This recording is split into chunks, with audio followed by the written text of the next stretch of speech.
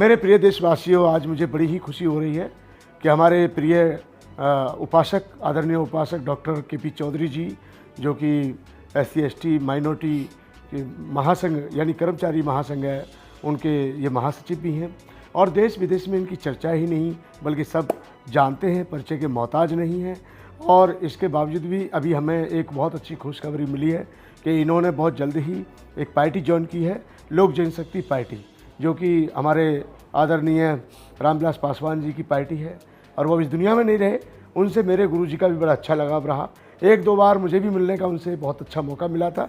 एक बार मेरे कार्यक्रम में उनको भंते जी की पुण्य स्मृति में उनको चीफ गेस्ट के रूप में बुलाया गया और वो कार्यक्रम में आए थे संग्राम विहार पर।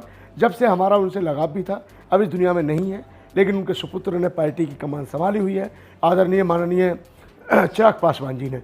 जैसा कि आप जानते हैं, वो इस समय वर्तमान में केंद्रीय मंत्री हैं भारत सरकार में। तो उन्होंने एक ऐसी महत्वपूर्ण जिम्मेदारी हमारे आदरणीय उपासक जी काबिलियत को देखते हुए दी है, जो वाकई में एक सम्मानित स्थान को सुशोभित करती है, यानी कि राष्ट्रीय महासचिव का पद इनको मिला है। पहली बात तो मैं इनको बहुत बहुत बधाई देता हूँ और मैं दिल्ली और देशवासियों की तरफ से और अखिल भारतीय भिक्षु महासंघ की तरफ से इनको बहुत बहुत पुनः साधुवाद देता हूँ। और आशा ही नहीं बल्कि पूर्ण विश्वास के साथ कह सकता हूँ कि ये सही पार्टी में गए हैं और आगामी भविष्य में ये अपने समाज के लिए बहुत ही न्याय दिलाएंगे। और ये न्याय दिलाने का तो काम आज भी करते हैं, लेकिन अब ये सही पार्टियों के साथ जुड़े हैं और हम ये चाहते हैं कि आने वाले समय में ये अपना काम करते रहेंगे। तो मैं चाहूँगा कि हमारी तरफ से प्रकाशवान इनका जीवन रहे भगवान बुद्ध के पावन आशीर्वाद से।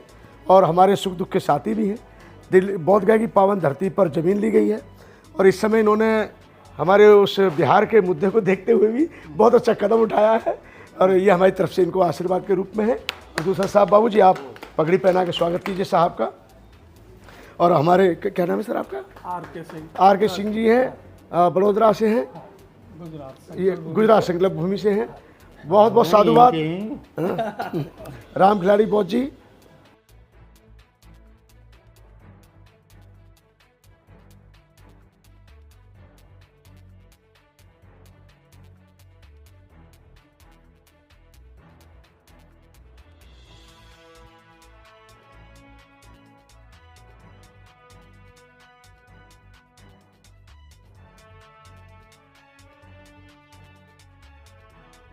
समाज के सभी प्रबुद्ध साथियों को मेरा क्रांतिकारी जय भीम नमो बुद्धाय। आज भंते ज्योति थिरो जी, जिन्होंने एक इतिहास रचा है, गया की जो बौद्ध गया की जो पवित्र भूमि है, वहाँ एक नए बौद्ध विहार का जो उन्होंने शिलान्यास करा करके वहाँ कंस्ट्रक्शन का काम शुरू किया है। और इतना विशाल और बड़ा बौद्ध विहार भंते जी के मार्गदर्शन में बनाया जा रहा है और मुझे भी वहाँ जाने का सौभाग्य प्राप्त हुआ और कुछ अंशदान जो संभव हुआ, हमने भी अपनी महासंघ की तरफ से उसमें सहयोग दिया और आगे भी सहयोग जारी रहेगा, क्योंकि वो बड़ा इंस्टीट्यूशन है, बड़ा काम है। तो मैं उसके लिए भंते जी का साधुवाद। टी.आर. सिंह साहब 22 मार्च को गाज़ियाबाद का जो हमारा हिंदी भवन है, उसमें बड़ा कार्यक्रम है, उसमें मैं स्वयं भी उपस्थित हो रहा हूँ। आप सब लोग भी प्रातः 10 बजे के आसपास आप सब लोग उसमें उपस्थित हों और अपनी जो है ना गरिमा में उपस्थित देकर के कार्यक्रम को सफल बनाएं। डी.आर. सिंह साहब हमारे सेंट्रल वेयर हाउसिंग का एक जाना माना नाम, महासंघ का जाना माना नाम, बहुत जुझारू साथी हैं और अपनी टीम के साथ आज सेंट्रल वेयर हाउसिंग टीम के साथ आए। मेरे लोक जनशक्ति पार्टी बनाए जाने पर भंते जी ने और हमारे डी.आर. सिंह और उनके जितने भी सहयोगी, और विशेष रूप से जो हमारी जो कहीं बड़ोदरा की जो हमारी संकल्प भूमि है, उससे फाउंडर चेयरमैन साहब आज हमारे बीच में आए हैं।